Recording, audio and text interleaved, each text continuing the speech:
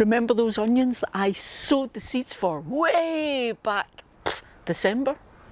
Well, today's the conclusion of that story, because today we're harvesting, and let me tell you, I've got the most onions I've ever had. So, I'm going to need a big garden fork. This should do the job. Today then, let's simplify the whole thing about harvesting and storing onions. We'll talk about how to harvest them, how to cure them, how to store them, but also, crucially, let's talk about if you don't want to store them, because let's be honest, not everyone can get massive onion harvests that they reckon will last them for the whole year. Now, I've got a bit of a different thing I need to do. Regular viewers here know that here in the central belt of Scotland it's quite wet and rainy. It's currently August, and that pretty much means it's rainy season for us, although it's still warm-ish. 17 degrees Celsius. We get a lot of wind and rain from now on, so the whole onion thing is a bit of a challenge for me, because when you look up the whole onion thing and harvesting and curing and storing onions, an awful lot of the time you're hearing about laying them out on the lawn or on some sort of surface in the sun to just help get them dried. Now that is a brilliant idea if you have that available.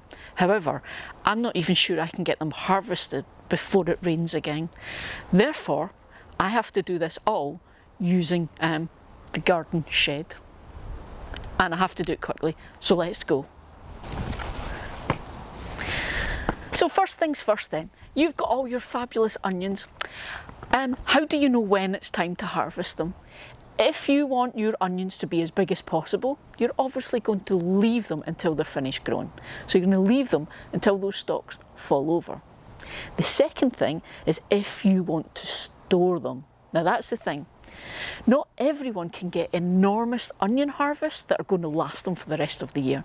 So if you don't have enough onions to actually store and last you very long at all, then you might want to just use them fresh or green.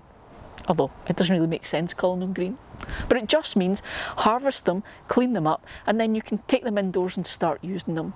Just be aware though, they won't last very long because they're still full of moisture and you have that risk of them rotting and getting mouldy. That's why we talk about curing and storing our onions. First things first then, let's get harvesting. When we harvest them, we want to make sure we don't damage them. Now, here's the thing. I know they've got these big long stalks and leaves, so the temptation is to grab this and wiggle it about and just pull it out, which you can do, but there is more chance of you damaging some part of the onion if you do that, and an onion that has been damaged is less likely, almost impossible, to store for a long time. So instead, we're going to use the garden fork and we're going to loosen all the soil around and underneath to then pull it out, to minimise the damage we might do. But obviously, be careful with the fork that you don't spear other onions that are round about it.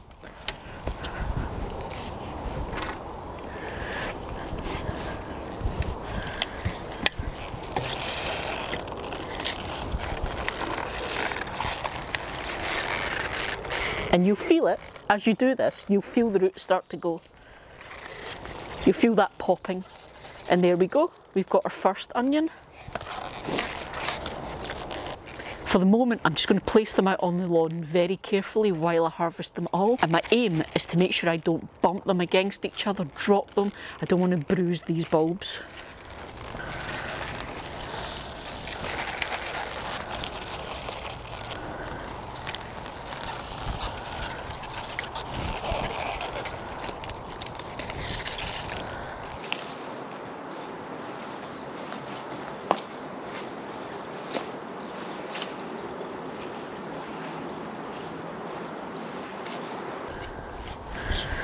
So that first lot of onions were my red barren red onions.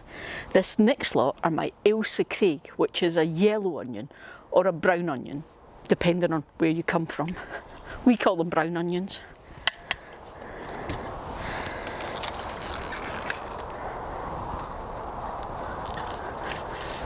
Now again, be very careful that you're not going to damage any of these bulbs with the fork prongs. Ailsa Craig tend to be slightly bigger So they're quite packed in here.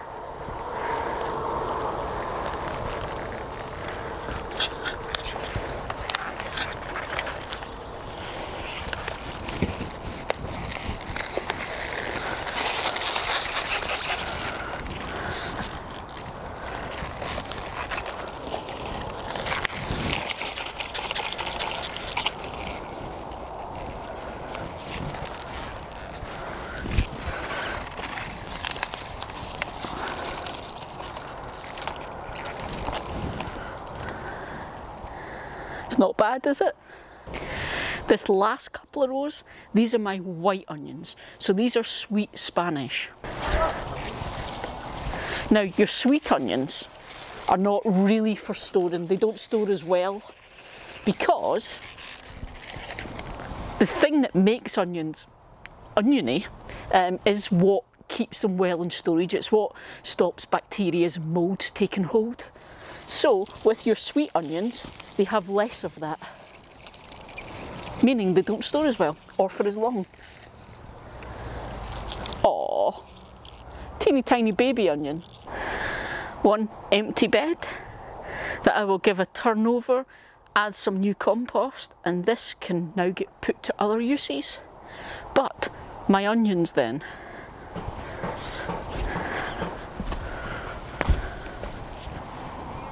So that's not a bad haul. As I said, not a single one of my onions bolted this year, which is very different from last year when I grew from sets and a good, I'd say probably most of them bolted, to be honest. So let's see, 1, 2, 3, 4, 5. So I think that's about 41 onions, majority of which are decent sized.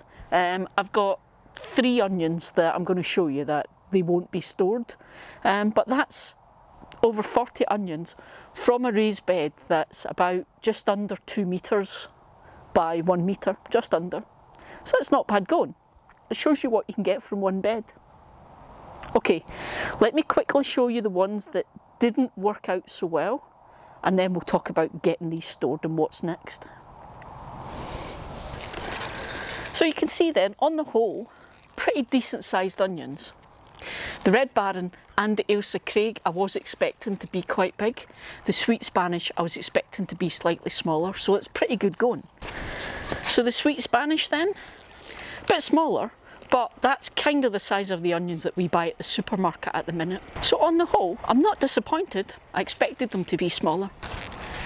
So I've got 3 onions here that I'm going to chat to you about, because how squeaky are onions? Because these ones cannot be stored. This one can't even be used. So first things first then is this one. Rotted. So you can see there it's just soggy. The actual bulb end is all soggy and all split and horrible. Not usable. Ugh. These two, slightly different problem. You might see this, it's quite common. These have actually split. So rather than holding their bulb shape, they've obviously grown suddenly and just split through the outside casings.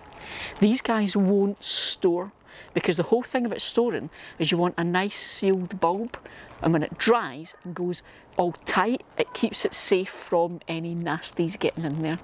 So these obviously won't manage. Now, they're probably okay, I can clean them up, have a check, there's no beasties in there, and they'll probably be okay to use just now, they just won't store. So you may have these problems.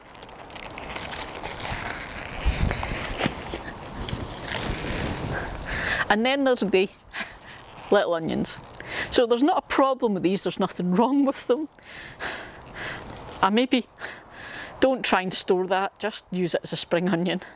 You could, if you wanted to, try and store these small ones.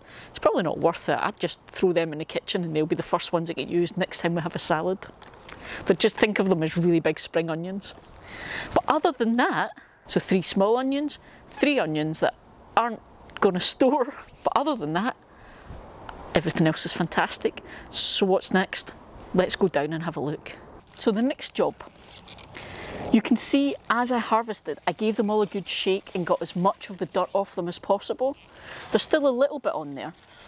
All I'm going to do is just brush away as much of that as I can.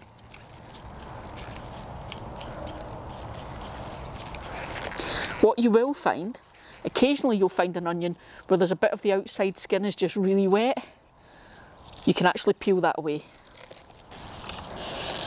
And any little bits of dirt that are left on there will just come away once the onion dries. So what you can see then is make do with whatever space you've got to do this. As I explained earlier, we can't just leave these outside because it rains almost every day at the moment. So they wouldn't dry, they would just keep getting wet.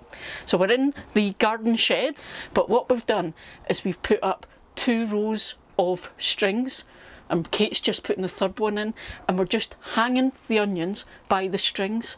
So trying our best to keep them so that they're hanging straight like this with the leaves down. Some of them the necks are really soft and they're flopping over. But yeah, and we're just going to leave them here. It's probably going to be about 4 weeks just to give them a chance to properly dry and cure. And what will happen is all of the outside skins on the onions will get tight and really, really papery, and all the leaves will die off. So while Kate's shoulders are recovering, because it's hard work when you're above your head all the time, we have deliberately hung these in varieties. So we've got our Ailsa Craig at the back, Red Baron next, and this row is going to be for the Sweet Spanish.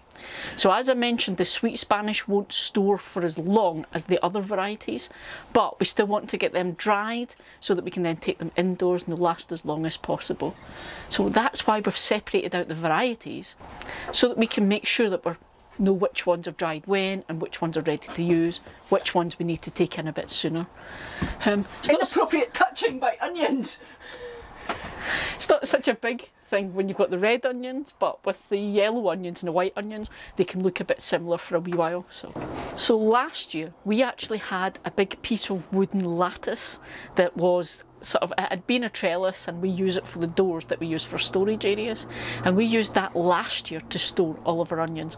They were ready a bit earlier last year, so we got them out while it was still sunny. This year, because we're in the shed, we wouldn't really be able to put that out and still use the shed and get to the lawnmower, hedge trimmers, that type of thing. So we're going with these rows. Now the main thing is you don't want your onions touching. You want space between all of the onions to allow the air to get around, and that way dry them. Barn Fine Harvest, as you just said, plans. What is the one thing that you said last year it'd be awesome to be able to do from our own onions? Make the French onion soup for Christmas Eve. So we always have French onion soup, and you make bread to make the croutons to go in it. So I will use our onions to make the soup. Hence why we want to do a good job of storing these and making them last. So hopefully our Christmas Eve tradition this year will be with our own homegrown onions.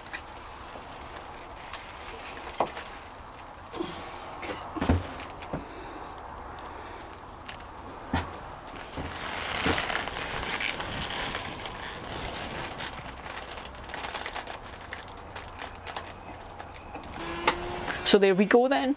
How'd you like them onions? That's how to harvest your onions and how to store them so that they'll dry and cure, and you then have masses of onions for the rest of the year. So if this has been inspirational to you and you're thinking, I might have a go at growing my own onions next year, got you covered. Watch this video, and this is me taking you through sowing your onion seeds, or this one, and that's the whole how to transplant them. See you folks.